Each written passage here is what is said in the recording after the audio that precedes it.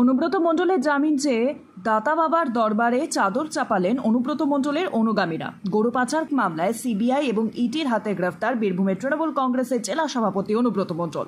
অনুব্রত মণ্ডল গ্রেফতার হওয়ার পর দীর্ঘদিন ধরে চলছে মামলা। গরু পাচার মামলায় সিবিআই এর দায়ের করা মামলায় গত কয়েকদিন আগে সুপ্রিম কোর্ট থেকে শর্ত সাপেক্ষে জামিন পেয়েছিলেন অনুব্রত মণ্ডল।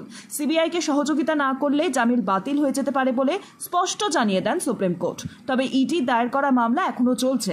অনুব্রত মণ্ডলের জামিনের খবর জানাজানি হতে খুশিতে বীরভূম তৃণমূল কংগ্রেসের নেতাকর্মীরা।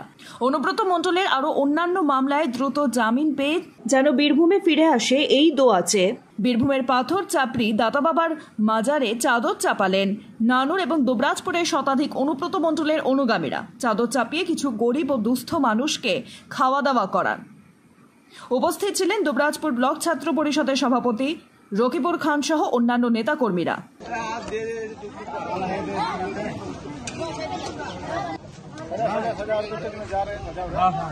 तो प्लेट आएंगे तो तुमको बड़ा प्लेट दो जाओ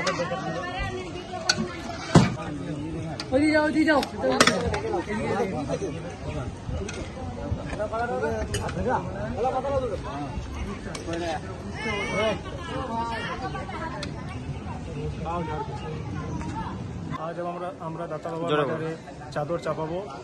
কেষ্টদা আর কেষ্টদার মেয়ের জন্য আমরা আল্লাহর কাছে দাতা বাবার কাছে দোয়া করব, যেমন তাড়াতাড়ি আমাদের বীরভূমের মাটিতে আমরা সমহিমায় কেষ্টদাকে দেখতে পাই, সেই জন্য আমরা চাদর চাপাবো। দুবরাজপুর ও নানুরের যারা দাদার অনুগামী তারা আজ আমরা চাদর চাপাবো। খাওয়ার ব্যবস্থা করলাম আমরা দুবরাজপুর ও নানুরের কিছু দাদার অনুগামীরা।